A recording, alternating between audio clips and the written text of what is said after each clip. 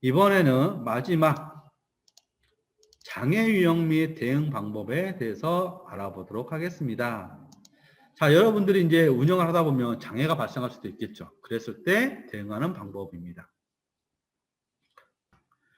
자, 장애 유형에는 크게 4가지를 정리해 볼 수 있었습니다. 첫 번째, 라이센스 오류.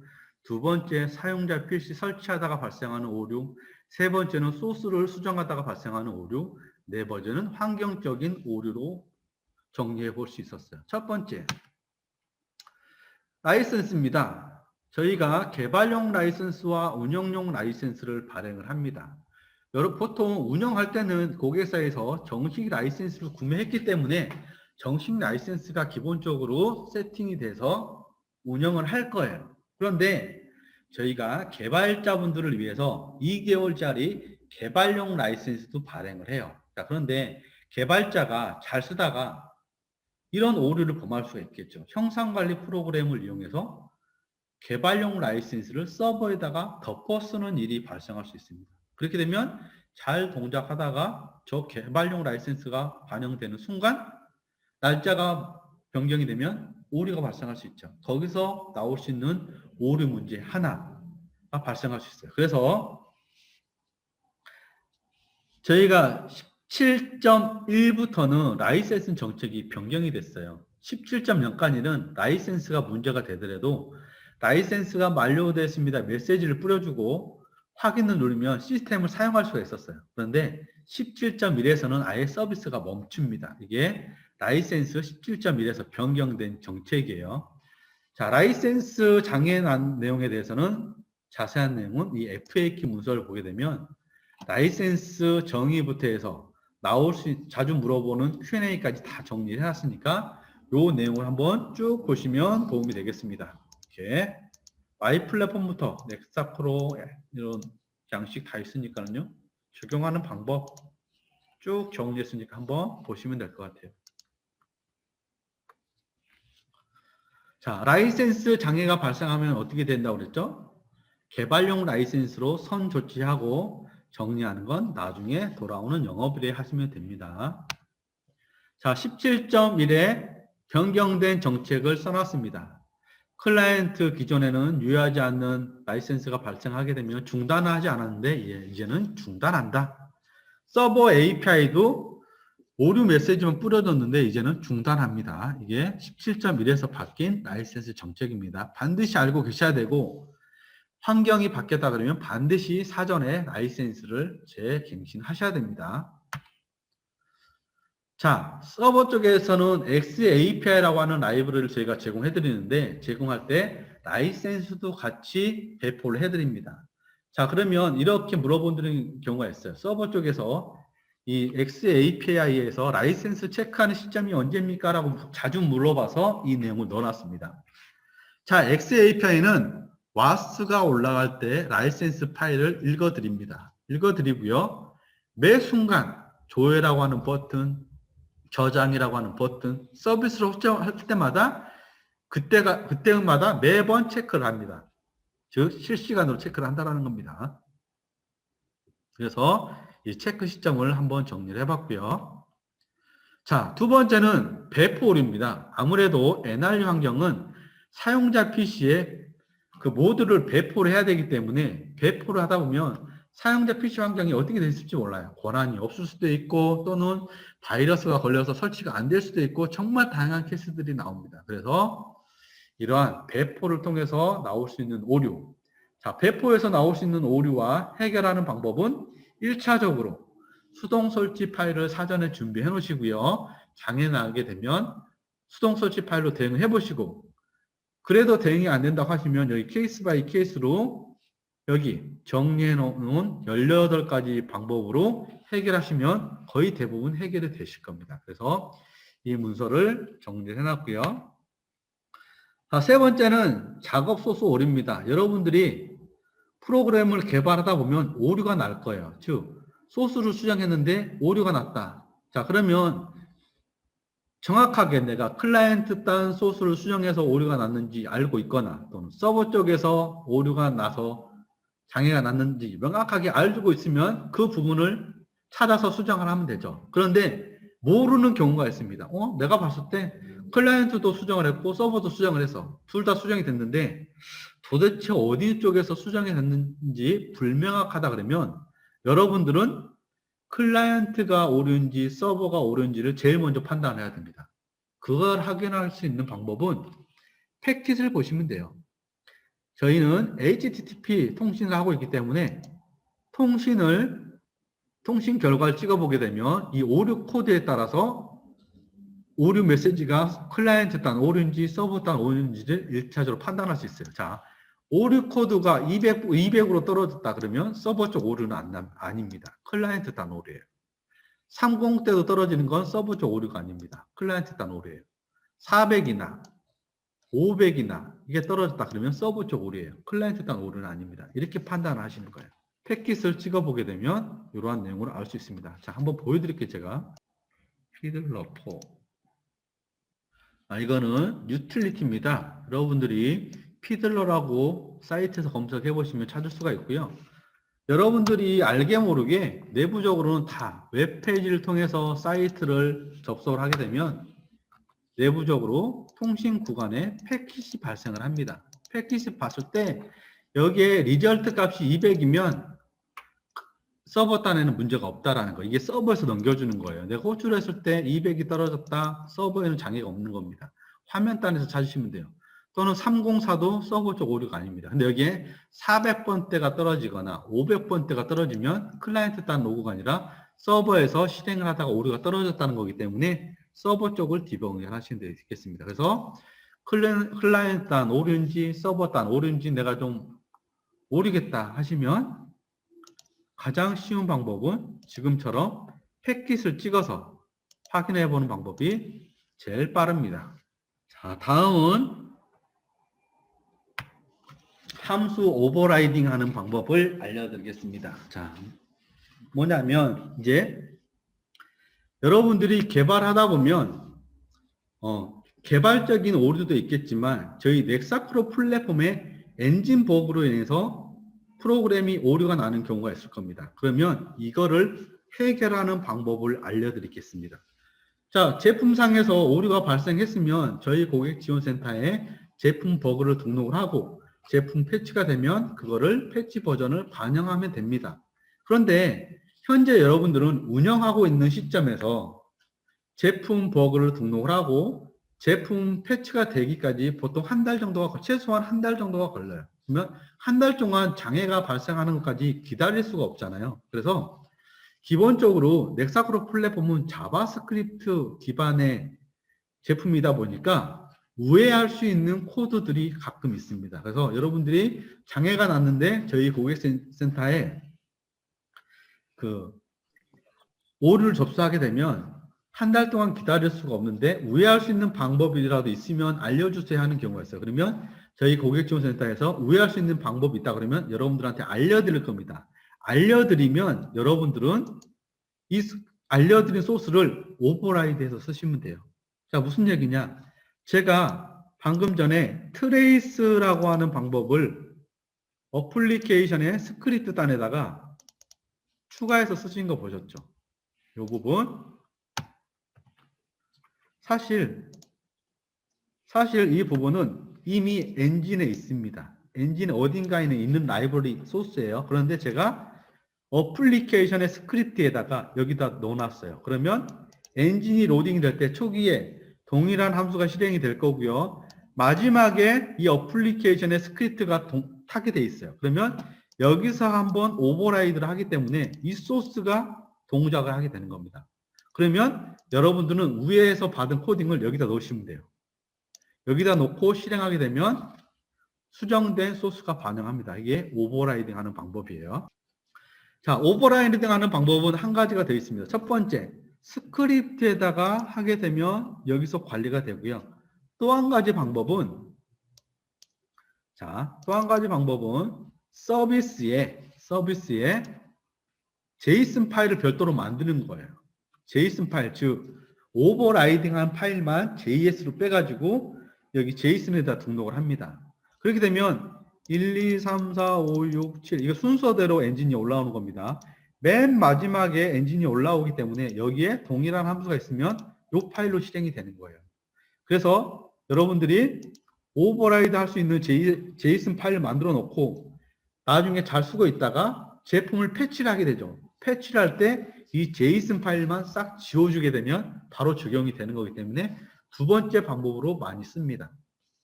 자, 이러한 방법도 있다 정도는 알아두시면 좋을 것 같고요. 첫 번째 방법은 어플리케이션에 스크립트에다 넣어두는 방법.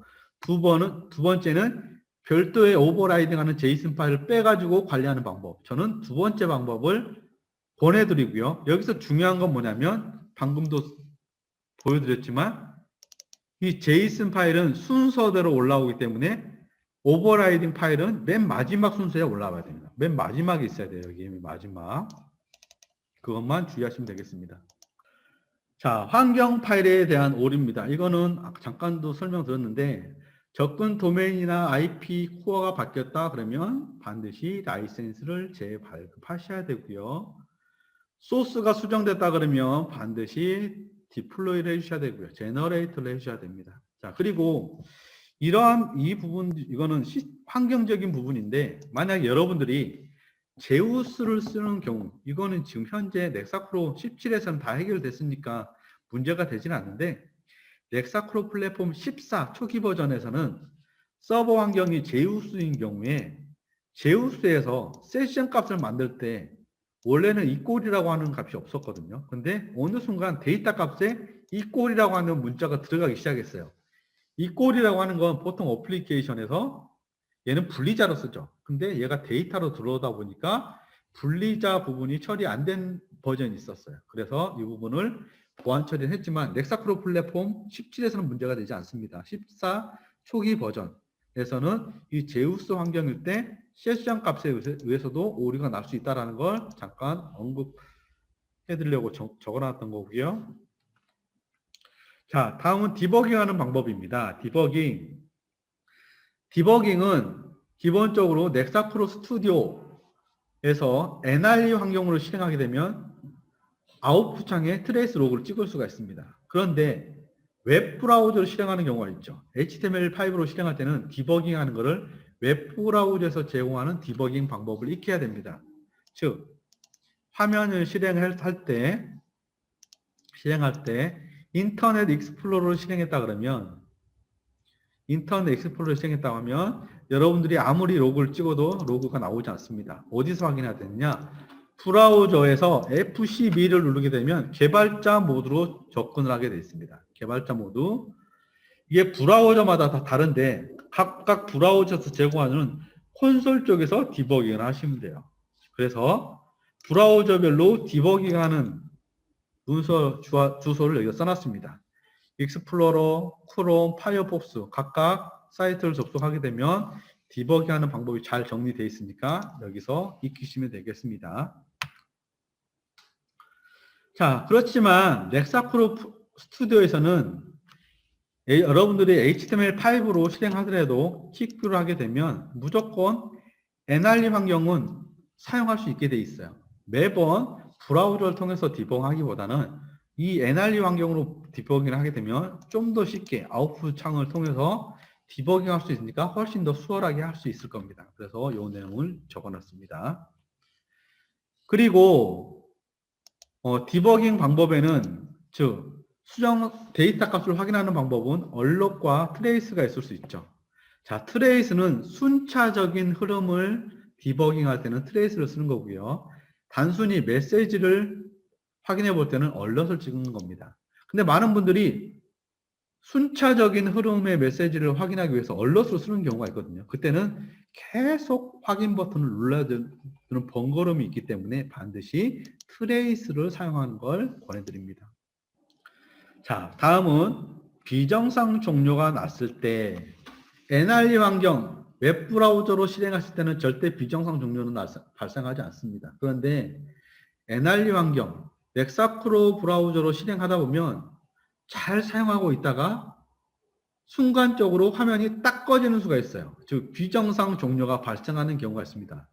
비정상 종료가 발생하게 되면 여러분들이 디버깅 할 수도 있겠지만 어느 순간 되면 스크립트 단에서는 디버깅을 못하는 경우가 발생을 합니다. 그때는 여러분들이 덤프 파일이라고 하는 걸 생성을 해서 저희 쪽에 덤프 파일을 넘겨주게 되면 저희가 엔진 레벨 단에서, 로우 레벨 단에서 디버깅을 할 수 있는데 그때 사용하는 게 디버깅 방법입니다. 자, 디버깅을 하기 위해서는 윈도우에서 제공하는 윈도우 디버그 툴을 설치를 하셔야 돼요. 이거는 MS에서 제공합니다. 윈 디버그라고 검색하시게 되면 많이 나오고요. 디버깅을 할 때는 저희 내부 엔진 소스가 필요해요. 그래서 여러분들이 사용하고 있는 그 프로덕트 버전을 알고 계셔서 저희 고객지원센터에 우리가 지금 프로그램을 사용하다가 비정상 종료가 발생을 하는데 이거를 덤프 파일을 한번 만들어서 디버깅 해보고 싶습니다. 그러면 고객센터에서 여러분들이 사용하고 있는 버전을 물어볼 거고요. 거기에 맞는 PBD 모드를 드릴 거예요. 확장자가 DLL을 이용해서 쓰고 있는데 확장자가 .pbd 파일을 드릴 겁니다. 그 PBD 파일을 그 사용자 PC 자주 발생하는 그 덤프가 발생하는 PC에다가 PBD 파일을 배포해 놓고 디버깅을 하게 되면 덤프 파일이 떠져요. 자, 덤프 파일을 실행하는 방법은 수동으로 세팅하는 방법이 있고 자동으로 세팅하는 방법이 있습니다. 이거는 저희 고객센터에다가 요청하게 되면 디버깅 모듈과 디버깅 방법을 적기 문서를 드릴 겁니다. 그걸 이용해서 덤프 파일을 생성해 보시면 될 것 같아요. 자, 덤프 파일이 생성이 됐습니다. 그러면 어떻게 하느냐? 여러분들이 분석할 수 없습니다. 저희 고객센터를 통해서 덤프 파일을 전달해 주시면 저희 엔지니어가, 별도의 엔지니어가 그거를 하루 종일 분석을 해가지고 원인을 찾아드릴 겁니다. 자, 디버그 준비, PBD 몹을 준비하는 거 말씀드렸습니다. 그러면 여러분들은 그 PBD 파일을 이용해서 사용자 PC에다가 세팅을 하겠죠. 자, 그러면 사용자가 프로그램을 실행을 할 겁니다. 잘 쓰고 있다가 오류가 딱 떨어질 거예요. 그러면 덤프 파일이 생성이 됩니다. 자, 이때 1차적인 분석은 여러분들이 하시는 겁니다. 여러분들이 뭘 할 수 있느냐? 덤프 파일 화면에서 명령어 이것만 치시면 돼요. 느낌표 analyze -v를 하게 되면 이러한 메시지가 쭉 떨어져요. 이렇게 쭉 떨어집니다. 그런데 여기에서 이 명령을 실행했을 때 이러한 거 여기 CX 뷰어 60.5CX 이거는 저희 모듈이 아니거든요. 외부 모듈에서 발생하는 겁니다. 정확하게 이러한 모듈들이 떨어져 있다 그러면 이 화면 내용을 캡처하셔가지고 그 해당 업체에다가 전달해 주게 되면 그 업체에서 추가적인 덤프 작업을 할 거예요. 그런데 이러한 모듈도 전혀 나타나지 않고 밑에처럼 넥사프로 플랫폼 LIV 17. 이렇게 나오는 것들이 있을 거예요. 이 상태가 되면 이 부분은 저희가 디버깅을 해야 됩니다. 그러면 2차적으로 이러한 메시지가 나오게 되면 덤프 파일을 저희 쪽에 전달해 주시면 돼요. 그러면 2차 분석은 저희 내부적으로 제품 구현팀이라고 따로 있어요. 그 팀에서 여러분들이 보내준 거를 디버깅을 할 거예요. 디버깅을 하다가 메모리 참조 오류가 떨어졌다든지 그 다음에 코딩을 잘못했다든지 이러한 부분들은 어느 정도는 찾아 드릴 겁니다. 정말 잘 찾으면 어떠한 함수의 몇 번째 라인이 잘못됐습니다. 라는 것까지 찾을 수가 있고요. 거기까지 만약에 안 된다 그러면 어떠한 이벤트 처리하다가 오류가 발생합니다. 이 정도 러프하게까지도 잡아낼 수가 있기 때문에 이러한 방법을 활용해 보는 것도 좋습니다. 자, 그런데 덤프 파일이 보통 1기가, 2기가 돼요. 상당히 큽니다. 단순하게 전달해 줄 수 있는 파일 용량 사이즈가 아니에요. 그래서 가끔 가다가 덤프 파일을 여러 개 모아가지고 저희 쪽에 한 방에 딱 넘겨주는 경우가 있는데 덤프 파일 하나 분석하는데 한 사람이 하루 정도 걸려요. 즉 10개를 몰아서 줄이면 10일이 걸린다는 거죠. 그래서 덤프 파일을 분석할 일이 발생을 하게 되면 발생하는 시점마다 그때그때 보내주셔야 바로바로 처리가 가능하다라는 거 말씀을 드리겠습니다. 자, 여러분들 유틸리티 중에 방금 제가 피들러 쓰는 걸 보여드렸는데요. 피들러를 잘 쓰게 되면 디버깅이 상당히 편합니다. 제가 여기서 알려드리고 싶은 거는 피들러 기능 중에 오토 리스폰스라고 하는 디버깅 방법이 있습니다. 이건 제가 따로 설명드리지 않을 겁니다. 여러분들이 피들러의 오토 리스폰스 사용하는 방법을 한번 검색해 보게 되면 많은 정보들이 나올 거고요. 또는 제가 동영상을 하나 준비해 놨습니다. 여러분 교육 자료에 보시게 되면 교육 준비 자료에 피들러라고 하는 게 있어요. 피들러. 얘를 실행해 보게 되면 화면 소스 디버깅 하는 걸 제가 동영상으로 짜놨으니까 그걸 한번 보시면 되겠습니다. 자, 넘어갈게요. 자, 다음은 이제 여러분들이 소스 제품에 만약에 버그가 있어서 접수를 하게 되면 어느 정도 시간이 지나면 저희 고객지원센터에서 여러분한테 패치 모듈이 나왔습니다. 패치하십시오라고 안내를 드릴 겁니다. 그러면 패치하는 방법이에요. 첫 번째, 제품 패치가 됐으면 어디선가 다운로드를 받아야 되겠죠. 다운로드는 넥사크로 스튜디오 아니 support.tubisoft.co.kr에 다운로드에 해당 메뉴에 들어가게 되면 항상 최신의 버전이 상단에 올라오게 되어 있습니다. 여기서 패치된 버전을 다운로드 받으시면 돼요. 자, 다운로드 받으시고 패치하는 방법. 넥사크로 스튜디오는 그냥 개발 툴, 패치된 개발 툴을 업데이트 하시면 됩니다. 이게 첫 번째 방법이고요. 두 번째, NRE 환경일 때 사용자 PC에다가 다시 수정된 모드를 배포해줘야 되겠죠. 다시 배포 모드를 업데이트를 통해서 배포를 해주면 됩니다. 업데이트는 여러분들이 처음부터 배포해주는 게 아니고요. 업데이트를 세팅해주면 자동으로 패치가 됩니다. 사용자가 메뉴를 통해서 들어오게 되면 변경된 모듈이 있다 그러면 컴포넌트와 엔진 모드를 싹 자동으로 업데이트 해주고 진행이 됩니다. 자, WRE, 즉 HTML5일 때는 모드를 바꿔줘야 되는데 그때 넥사크로 17 LIB 폴더를 덮어쓰기 해주게 되면 엔진 모드를 싹 바뀝니다. 이렇게 해주는 방법이 있는데 보통 전체 폴더를 패치하는 거는 고객사에서 많이 두려워하세요. 자, 그러면 전체 폴더를 1차적으로 덮어쓰는 건 저희가 권장을 해두고 있지만 그게 만약에 나는 부담스럽다 그러면 수정된 파일만 올리셔도 돼요. 왜냐하면 LIB 폴더는 많은 JS로 구성되어 있기 때문에 이번에 해당 모듈을 수정하는 데 있어서 이 버트.js만 수정됐습니다라고 안내를 해드릴 겁니다. 그러면 그 모듈만 파일만 바꿔 써줘도 패치를 하실 수가 있습니다. 자, 고객사에서 소스를 제너레이트 하는 방법을 알려드리겠습니다. 자, 고객사에서 소스를 수정하게 되면 또는 빌드를 하게 되면 제너레이트를 하게 됩니다. 그러면 이때 index.html이 만들어져요. index.html 파일. 자, 이 index.html 파일은 무조건 제너레이트 할 때마다 새롭게 만들어져요. 그런데 실제로 현장에서 나가서 하는 걸 보게 되면 저희 제품에서 제너레이트 돼서 나온 index.html을 그대로 쓰기보다는 이 파일을 고객사에 맞게 모디파이해서 쓰는 경우가 있어요. 자, 그러면 제너레이트를 하게 되면 저희는 추가적으로 고객사에서 만들어 놓은 거를 관리를 하지 않기 때문에 항상 초기화가 돼버리겠죠. 그래서 여러분들이 운영하는 index.html은 별도로 백업을 해놓고 작업을 한 다음에 다시 수정된 내용을 갱신해 줘야 됩니다. 이거 되게 중요합니다. 저희가 여러분들이 수정한 것까지 관리해 드리지는 않습니다.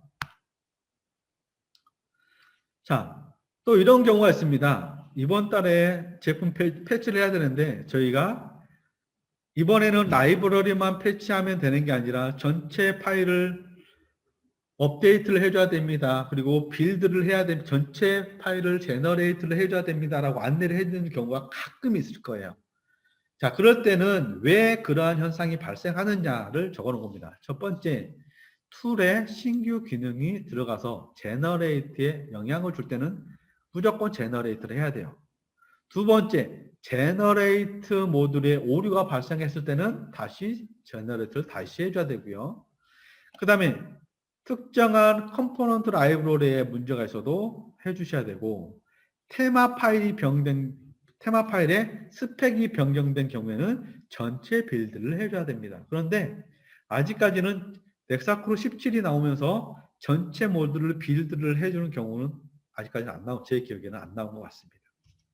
그래서 패치가 되면 단순 변경된 모듈만 변경해 줄 수도 있고요. 전체 파일을 변경할 수도 있고요. 저희 입장에서는 항상 전체 파일을 갱신을 하기를 안내를 드리고 있지만 고객사 입장에서는 전체 모듈이 바뀌면 통합 테스트도 해야 되고 테스트도 해야 되기 때문에 특정한 변경된 파일만 바꾸는 걸 원할 겁니다. 그것도 가능하다라는 거 말씀드렸습니다. 자, 여러분들이 사용자 PC에 장애가 발생하게 되면 1차적으로 앱 서포트.com 고객지원센터로 들어가셔서 고객지원센터의 도움을 받으시면 되고요. 설치 장애가 있는 경우에는 이 링크를 통해서 18가지 말씀드렸죠. 이 케이스를 보고 여러분들이 1차 대응을 해보시고 그래도 안 된다 그러면 저희 고객지원센터에다 전화를 하시면 저희가 도움을 드릴 거고요. 새로운 케이스가 나왔다 그러면 대응해드리고 새로운 케이스를 아까 그 문서에다가 추가해 놓을 겁니다. 그걸 이용해서 계속 업데이트 문서를 보시면 될 것 같아요. 자, 투비소프트의 기술 지원 기본 프로세스는 다음과 같습니다. 총 4가지로 정리해 봤는데요. 자, 고객지원센터 헬프데스크 1588-789 여기에는 저희 제품에 대한 모든 요구사항을 접수하는 접수 창구라고 보시면 돼요. 여러분들 쓰시다가 장애가 발생하거나 기술 지원을 받아야 되거나 또는 버그가 발생하다 하면 여기다 다 연락하시면 돼요. 하셔서 접수를 하시고요. 가능하면 무선으로 홈페이지를 통해서 기술 지원해 주시고요.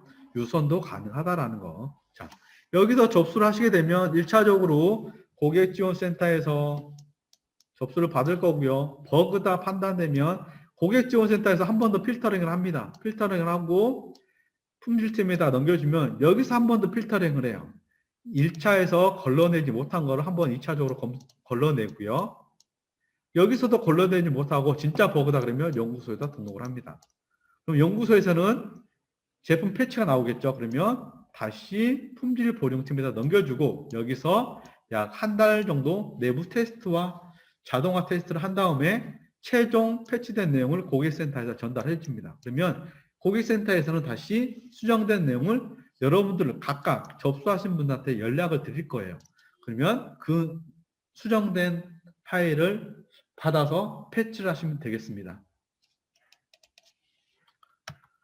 자, 마지막입니다. 저희는 365일 서비스를 진행을 하고 있습니다. 즉, 비영업일에 발생할 수 있는 고객의 이슈를 적극적으로 지원하기 위해서 당직제를 운영을 합니다. 자, 그런데 평일에는 9시부터 18시까지 저희 한 16명의 온라인 대응하는 팀이 있어서 지원을 할 거고요. 공휴일이나 휴일은 한 사람이 근무를 합니다. 이때는 10시부터 4시까지 근무를 하고 있는데 이때는 여러분들이 기술 문의를 하셔도 응대가 안 되실 거예요. 이때 저희가 지원하는 서비스는 뭐냐면 사용자 PC에 혹시나 설치하는 데 오류가 있을 때 설치에 도움을 드리고자 저희가 당직을 진행하고 있습니다. 그래서 이때 당직 제도를 이용하시는 것도 하나의 방법이 될 수 있을 것 같습니다. 자, 사이트만 잠깐 안내해드리고 마무리할게요. 자, support.tubisoft.co.kr 사이트 다 아시죠? 이거는 따로 말씀드리지 않겠습니다. 두 번째, playnexacro.com 여기는 넥사크로 스튜디오 개발자들을 위한 커뮤니티 사이트라고 보시면 돼요. 자, 여기서 TV나 데모, 커뮤니티 많이 이용해 주시고요. 마지막으로 제가 보여드리고 싶은 사이트가 있어요. 아까 여러분들한테 샘플을 보여드리기 위해서 많이 활용했던 사이트인데, 자, 여러분들이 넥사크로 플랫폼으로 어디까지 구현할 수 있을까를 고민하시는 분들이 있을 겁니다. 또는 기존에 개발되어 있는 것을 고도화할 때 우리가 만들 수 있는 지원 범위를 새로운 기능들을 고민하실 텐데, 이 사이트를 보시고 고객분들과 의논을 하시게 되면 많은 도움이 되실 거예요. 그래서 이 내용을 고객분들과 공유를 해서 넥사크로 플랫폼으로 구현할 때 이러한 기능들이 가능합니다. 우리 쪽에서 도입했으면 좋겠는 것들을 의논을 하셔가지고 구현하시면 정말 많은 도움이 되실 거예요. 여기에는 이 사이트는 이미 저희가 투비통이라고 하는 이메일 서비스나 또는 다양한 매체들을 통해서 홍보를 하고 있기 때문에 고객사분들이 많이 보고 계실 겁니다. 그래서 고객 개발자 입장에서는 이 사이트를 고객분들한테 보여주는 걸 되게 꺼려 하거든요. 왜? 보여주는 순간 여러분들이 만들어야 되니까 별로 보여주는 거 좋아하지 않는데, 저는 개인적으로 보여주는 걸 적극 권장하고 있습니다. 보여주시되, 자, 여기 보시게 되면 여기에 필요한 소스도 다 다운로드 받을 수 있습니다. 다 소스 오픈해놨어요. 그런데 아무리 저희가 소스를 오픈해놨다 하더라도 여러분들은 업무 화면에 맞게 재필터링을 하고 다시 만들고 테스트를 해야 되기 때문에 거기에 따른 개발 공수와 머니가 필요하겠죠. 그런 부분만 잘 협상을 해서 진행을 하게 되면 더 좋은 고퀄리티의 결과물이 나오지 않을까 생각해 봅니다. 어떻게 오늘 하루 종일 힘드셨죠? 화면 저 보이시나요? 눈에 다크서클 보이시나요? 오늘 하루 10시부터 5시 5분 경과가 됐는데 5분 지난 거는 양해를 부탁드리고요. 빨리 코로나가 종식이 돼서 여러분들을 대면해서 교육을 하면 더 좋겠습니다. 뭐 온라인으로 진행을 했다고 해서 누락한 내용은 더 없습니다. 오히려 온라인으로 하다 보니까 만나지 못하는 내용들을 더 알려주고 싶은 마음이 더 많이 생기는 것 같아요. 그래서 더 많은 내용을 알려드리다 보니까 조금 시간이 오버됐던 것 같습니다. 많은 양해를 부탁드리고요. 저는 오프라인 또는 정기 교육이 다시 오프라인으로 진행하게 되면 그때 만나 뵙도록 하겠습니다. 오늘 정말 수고 많이 하셨고요. 저는 여기서 인사드리도록 하겠습니다. 고생하셨습니다.